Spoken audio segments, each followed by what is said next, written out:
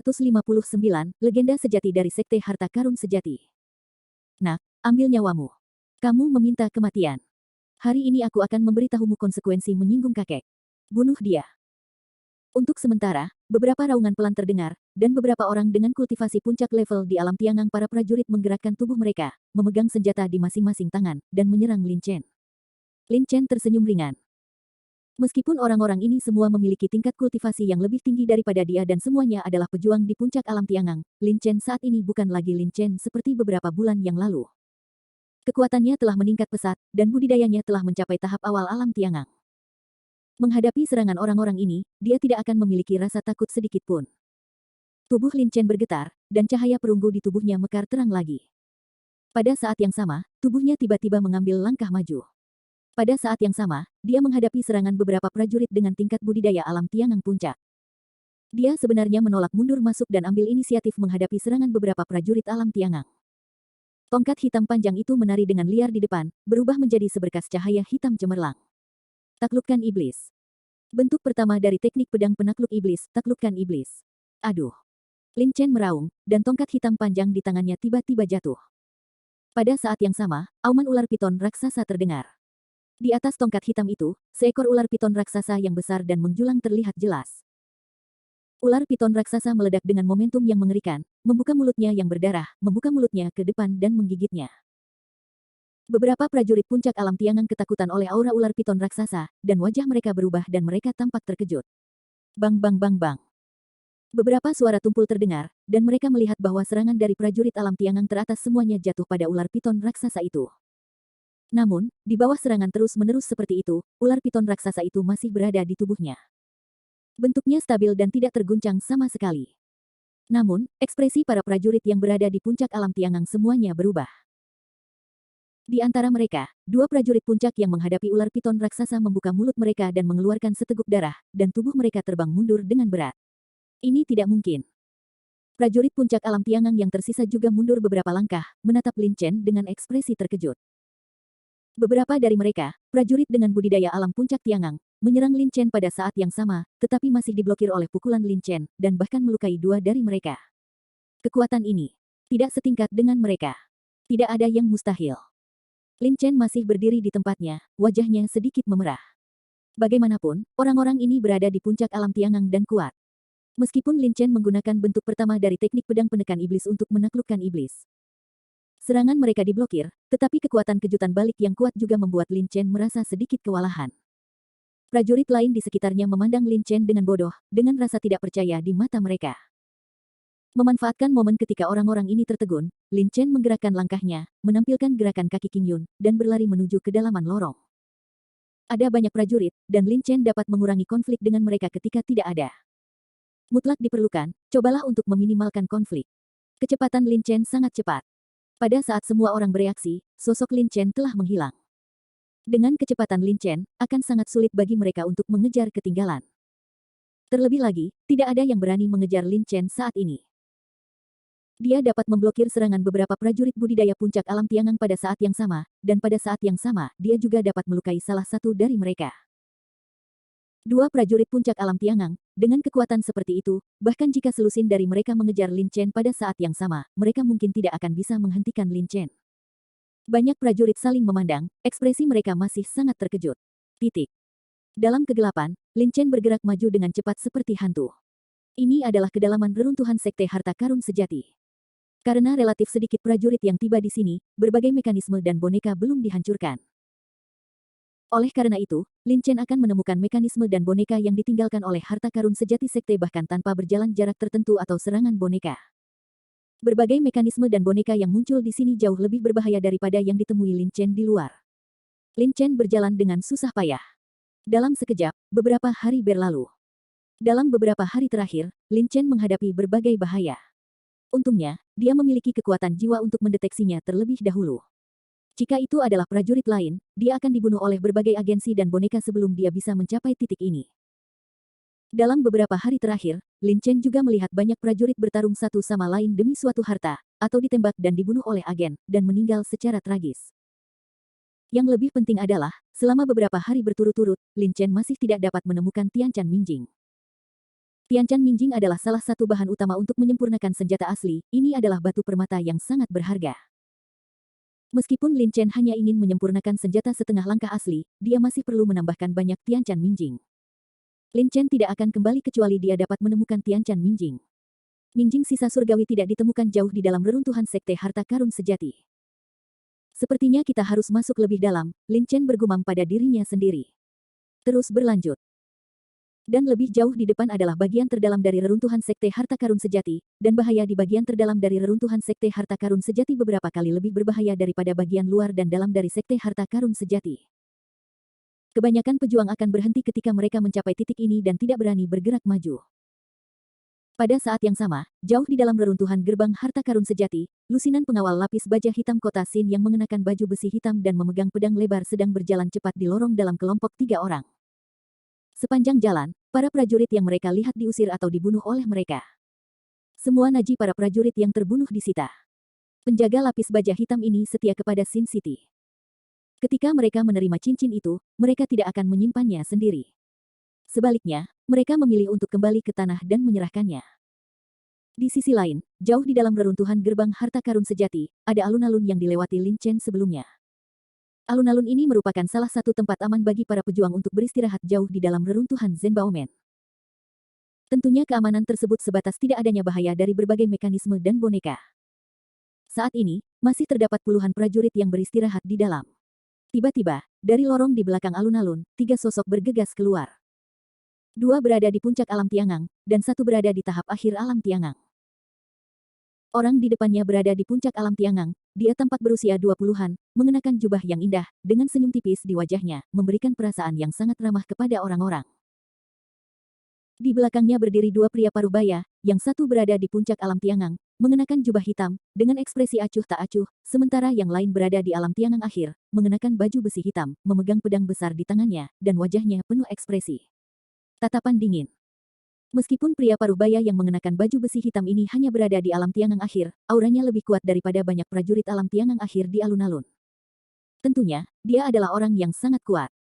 Melihat ketiga orang ini mendekat, banyak prajurit di alun-alun segera berdiri dari tanah dan memandang ketiga orang itu dengan ekspresi waspada dan tidak ramah.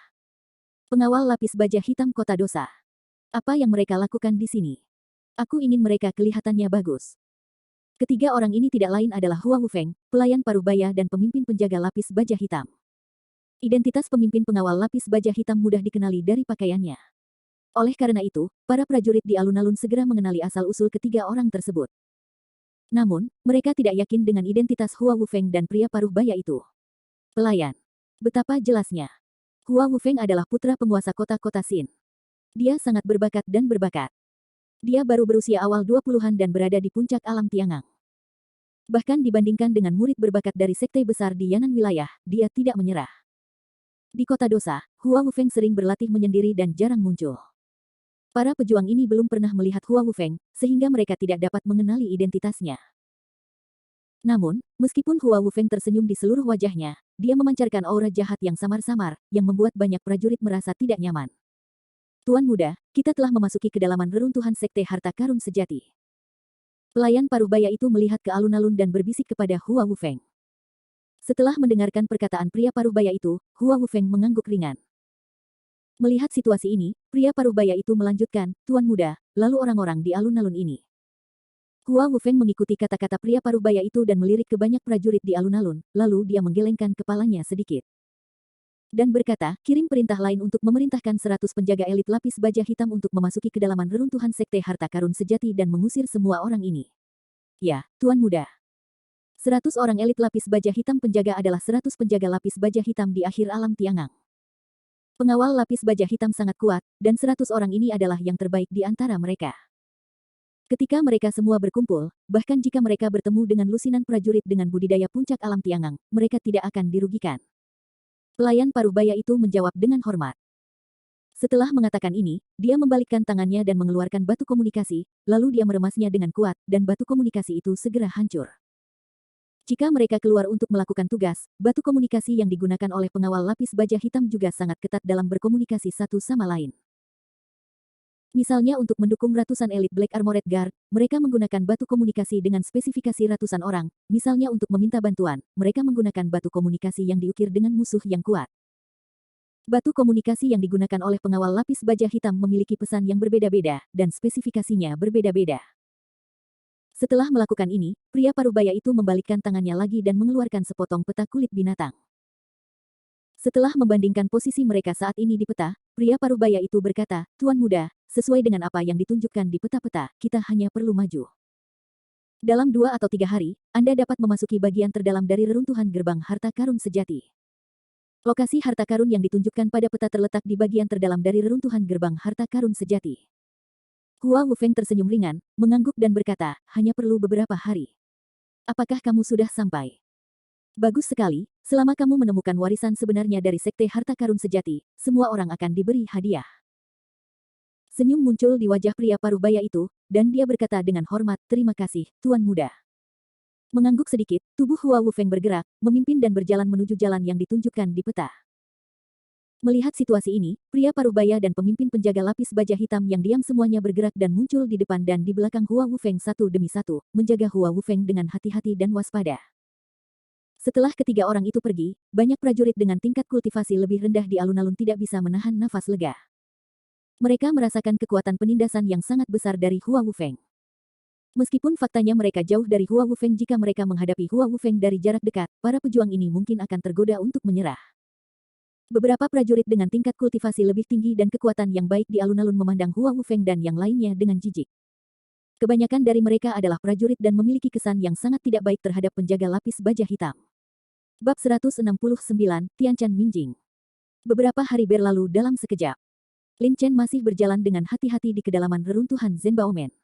Bahaya di sini jauh lebih tinggi daripada di luar dan dalam. Lin Chen tidak berani berjalan terlalu cepat, jadi dalam beberapa hari terakhir, Lin Chen hanya berjalan melalui 3 lorong. Tapi butuh beberapa hari, tapi Lin Chen masih belum menemukan Tianchan Minjing. Mungkinkah semua kristal bawah tanah sisa surgawi di sini telah dicari oleh para pejuang? Lin Chen mengerutkan kening dalam-dalam. Sudah hampir setengah bulan sejak dia memasuki reruntuhan Sekte Harta Karun Sejati, dan dia hanya menemukan setengahnya.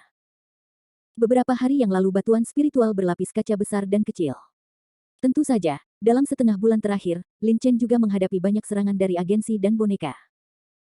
Untungnya, Lin Chen sangat kuat dan terus menyelidiki dengan kekuatan jiwanya, sehingga Lin Chen dapat melarikan diri secara kebetulan. Selain batu roh mengkilap dan tubuh boneka yang diperolehnya sebelumnya, Lin Chen juga menemukan banyak harta karun lainnya, seperti batu salju yang merupakan bahan yang sangat baik untuk memurnikan senjata, seperti kristal yang sangat api, Del. Benda-benda ini juga sangat berharga, jika diletakkan di luar pasti tak ternilai harganya dan sangat sulit ditemukan. Terus maju, atau pindah ke jalur lain. Lin Chen berdiri di depan persimpangan jalan dan berpikir sendiri dengan sedikit cemberut.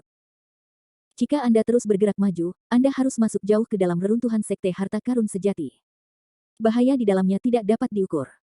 Bahkan jika orang kuat di alam dao sejati datang, ada kemungkinan besar kematian. Daripada masuk ke dalam, saya menggunakan jalan lain untuk mencari Tianchan Minjing di dekatnya, saya khawatir akan sulit menemukannya. Tianchan Minjing adalah bahan utama untuk menyempurnakan senjata sejati setengah langkah.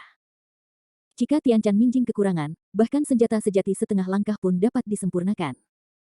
Kekuatannya dibandingkan dengan kekuatan senjata sejati setengah langkah ditambah dengan Tianchan Minjing jauh lebih lemah. Lin Chen mengertakkan gigi, menggerakkan kakinya, dan terus berjalan ke depan tanpa ragu-ragu. Jalan di depan sangat gelap, dan keheningan dalam kegelapan sangat menakutkan. Lin Chen tampak waspada dan berjalan maju selangkah demi selangkah. Kekuatan jiwanya terus-menerus mencakup radius 1 kilometer yang berpusat padanya. Tidak lama setelah Lin Chen masuk ke lorong ini, tiba-tiba, suara ding yang tajam terdengar di lorong itu.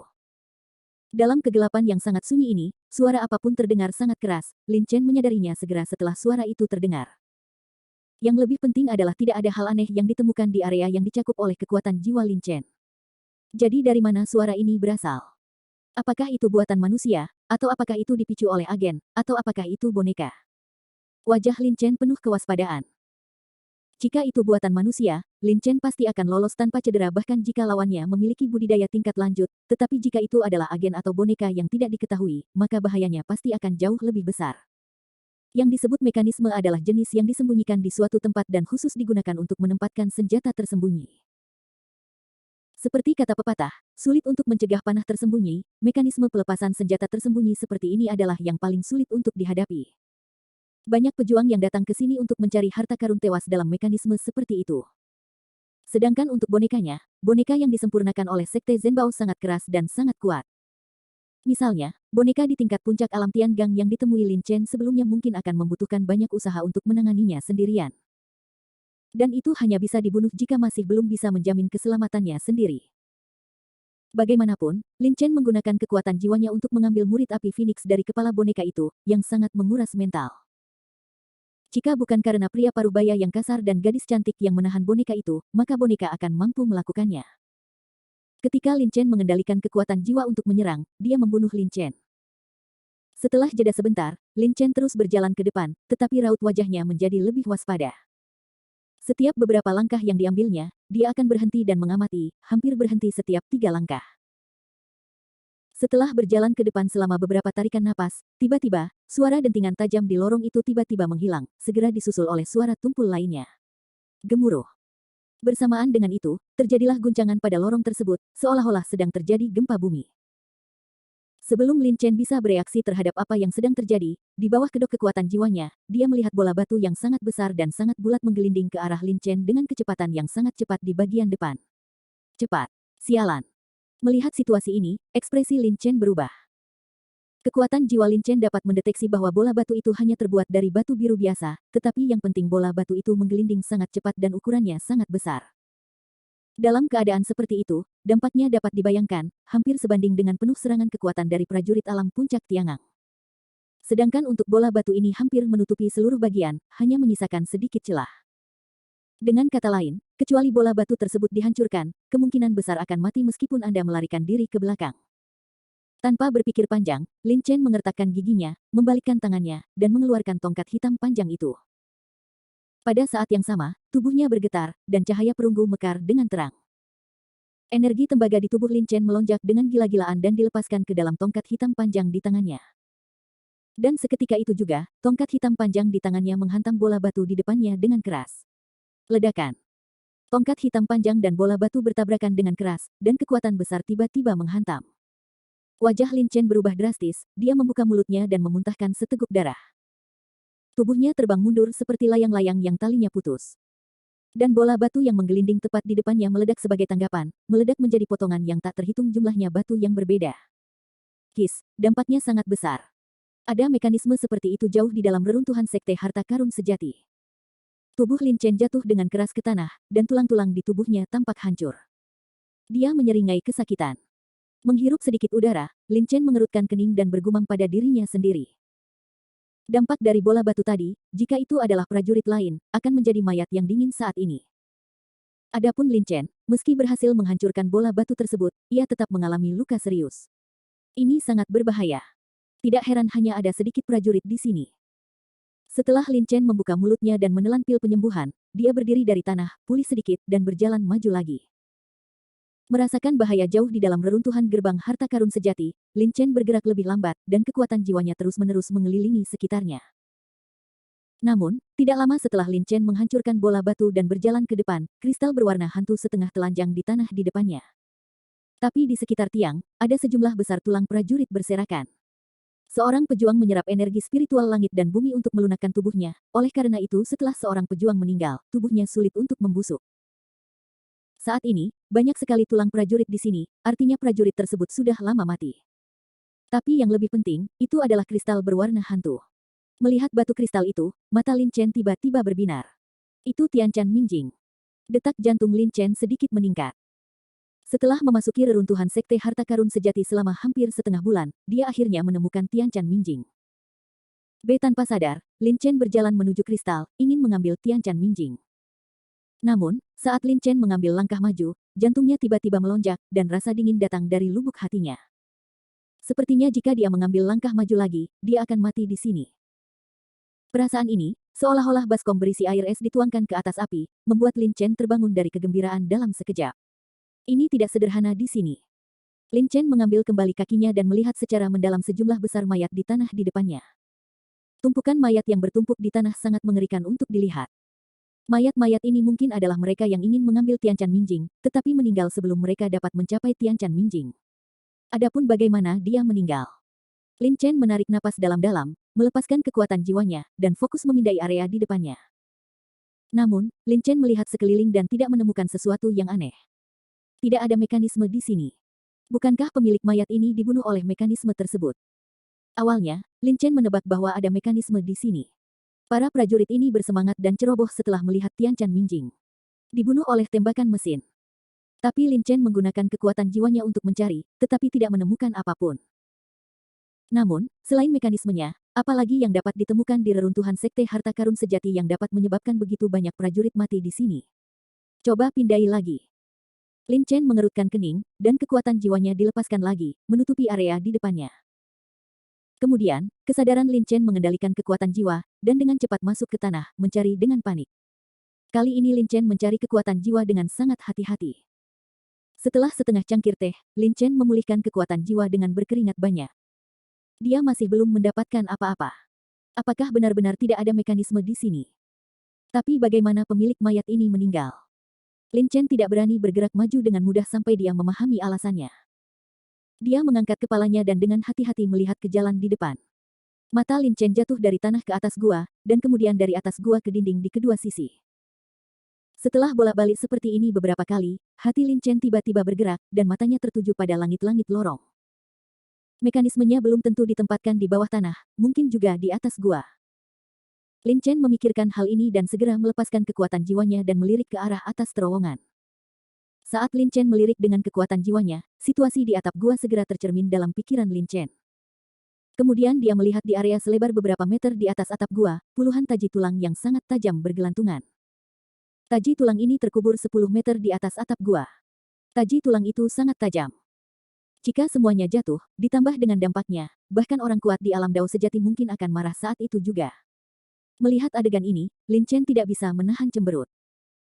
Mekanisme taji tulang ini terletak di sini, bagaimana Lin Chen bisa mendapatkan potongan kristal dunia bawah sisa surgawi? Jika dia bergegas dengan paksa, dia takut seperti pemilik mayat ini, Lin Chen akan terbunuh oleh taji tulang yang turun dari atap gua sebelum dia dapat mencapai Tiancan Minjing. Seperti meledakkan bola kerikil, hancurkan mekanisme ini menjadi beberapa bagian. Namun, jika Anda ingin menghancurkan mekanisme taji tulang ini, Anda harus berdiri di bawah mekanisme taji tulang untuk menyerangnya. Setelah seorang pejuang berdiri di bawah mekanisme taji tulang, mekanisme tersebut pasti akan terpicu, dan taji tulang tersebut akan jatuh. Prajurit di bawah hanya memiliki satu cara untuk mati. Namun, ketika Lin Chen memikirkan hal ini, dia tiba-tiba menyipitkan matanya, sudut mulutnya sedikit terangkat, dan senyuman muncul, jika saya tidak berdiri di bawah mekanisme taji tulang, saya mungkin tidak dapat menghancurkan mekanisme ini.